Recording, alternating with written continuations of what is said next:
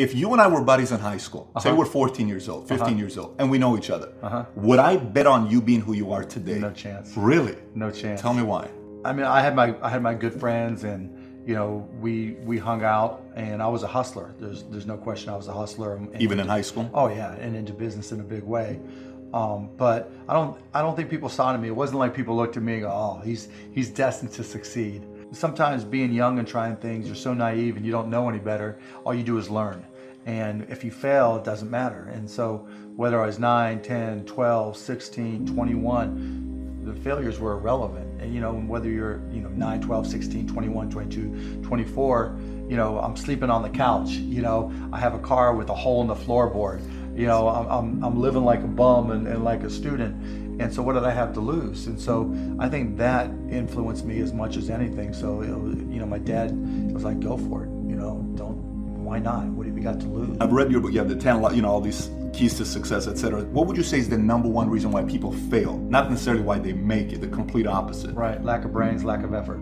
Lack of brains, lack of effort. Yeah, they don't do the work. They don't learn. You know, when you walk in the room, when you start a business and you start to talk about somebody, you're never in a vacuum with no competition. You know, unless you're just extremely lucky. And if there's going to be competition, that means somebody else knows your business as well as you do when you get started. And if you walk into a competitive environment and they still know more about the business than you do and more about your customers, you're going to lose. But most people don't consider that. They don't do the work. They don't learn more about their industry. They don't know even about their business. I mean, and so you've got to put in the effort to know more about your industry than anybody else. And that's the brains part, and that's the effort part as well. Because look, if you're competing with me, you better know what you're doing. Otherwise, I'm going to kick your ass. You know, and you're not going to outwork me. And so, you know, the combination is usually what kills businesses early on more than anything. I was a business guy. I was a guy reading about business all the time, reading business books all the time. You know, going to junior achievement. I was a junior achievement geek. I knew I was wired to be excited about business. How or why, I don't know. But you know, and there's certain guys that have the genetics to jump out of the gym, right? There's certain guys, you know, that when they golf, they have the muscle memory and the discipline. You know, Dirk Nowitzki may not be the most talented guy in the NBA, but his discipline and his focus to do what's necessary to be successful, he's willing to do, and combine it with being 7 feet tall and being skilled, you know, it makes him an amazing basketball player. So it's understanding what your skill set is, finding the right place to use those skills, and then going for it.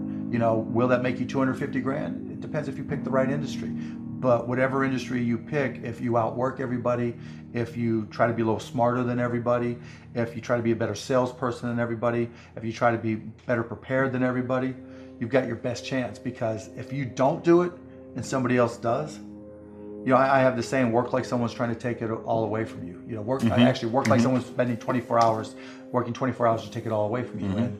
And that's kind of the way I look at it. I started my first business when I was 12. I was buying and selling baseball cards, buying and selling stamps.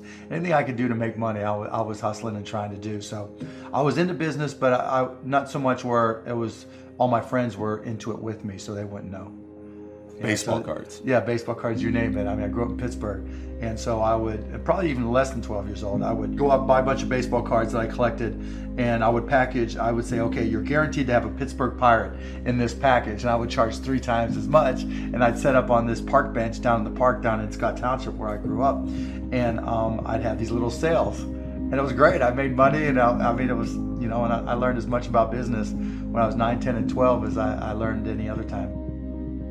You went to IU, Yep. right? Now you got a lot of people that say forget about school, you know, They're drop idiots. out of school. They're idiots. So you think they're idiots? Tell me why. If you're going to have and run a business, if you don't understand accounting, you're already behind the 8 ball. Can't you hire a guy that knows how to run But then accounting? they still have to communicate to you, right? I mean, there's people that don't understand the concept of, you know, the difference between profits and cash. You know, oh, your accountant might tell you you're profitable, but your cash is going down. You know, not understanding the breakdown. And when you don't, Do you think you need college to learn that? yeah, I think you do, right? Because it may not, for some people, look, if you're so self-motivated that you can take an online course in accounting and teach yourself everything, you're way ahead of the game anyways, but most people aren't. I'm not saying go to an expensive school. I don't care if you go to a community college and take accounting, spend $99 for the class. Just, spending the money forces you to be more obligated to do it.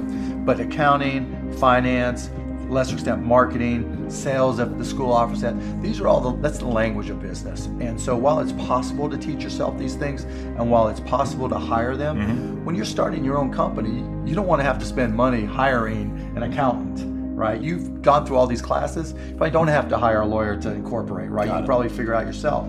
And so your cost of opening up a business drops. But even more important than all that, that's the blocking and tackling, that's the language of business. The thing I learned at Indiana that was more important than anything else, I learned how to learn. And learning became far more important to me, because the one certainty in business is that it's always going to be changing.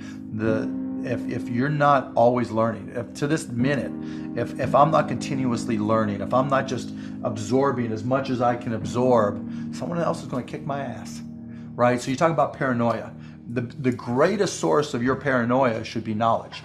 If someone else knows more than you do, and if you're not learning, if you don't know how to learn, if you don't have a thirst for learning and acquiring information, you're SOL. For every one of my businesses, I said, what would I do to kick my own ass? Right? So whatever business you have, there's somebody trying to put you out of business. There's somebody trying to take a bite out of your business. And it's better for you to figure out how they're going to do it rather than they do it. And so, that's being paranoid. And so you have to be paranoid.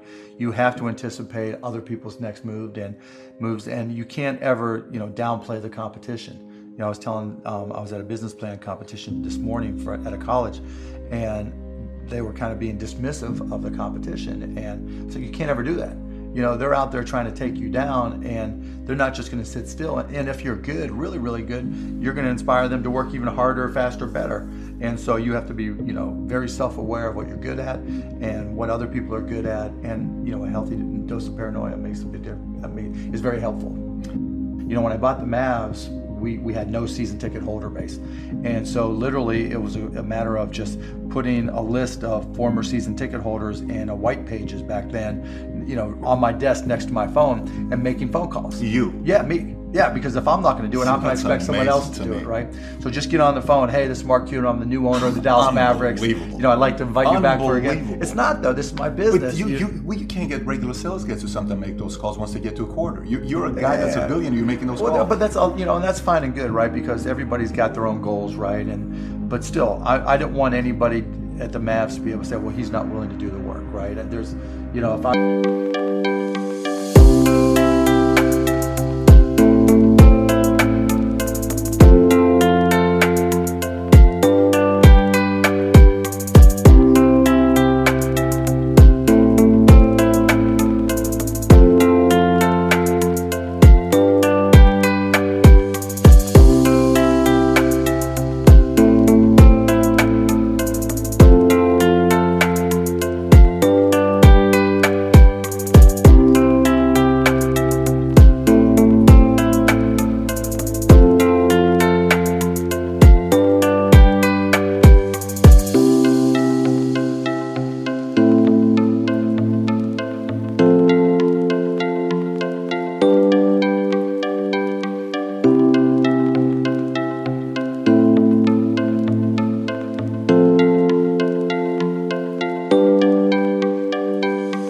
walk around, I'm picking up all the papers. I'm not saying go get that picked up. I'm like, okay, that's trash. I'm picking it up. But in terms of speed of growth, it's really, you got to get that first customer first.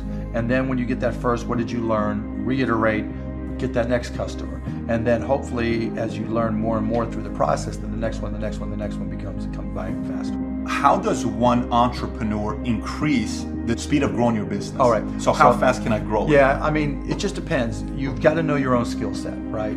And you've got to know how that fits within your company's life cycle. Some companies are slow grind, and you just have to understand that, and you've just got to bide your time until it starts to click, and then grow with it quickly. If you're trying to release a product that needs to be ubiquitous, you've got to go as fast as you can, and then release a product, like a launch. Yeah, and there's a lot of people who will say, perfection is the enemy of profitability, right? And that doesn't mean you have to wait till it's a perfect product. It really just depends on what the product is. It a barbershop, right? Is it an app? Is it a service? Is it a product? But the key is looking for the low-hanging fruit. What customers are willing to write you a check or commit to it, so that they're willing to integrate it into their daily lives or integrate it into their daily business. So do you think, like, let's just say if we put 10 guys here, you interview them, okay? You could, within a 5-10 minute interview, say, this dude's not going to make it as an entrepreneur. Yeah, I mean, I can typically tell, right? I can tell by their passion. I can tell by their focus. I can tell by their preparation.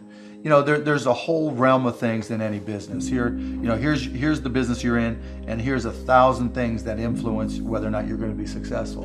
And really, to me, through my experience in businesses, I can put myself in his position and say, okay, here are 900 of the 1,000 things he has to be aware of, and then go through and ask.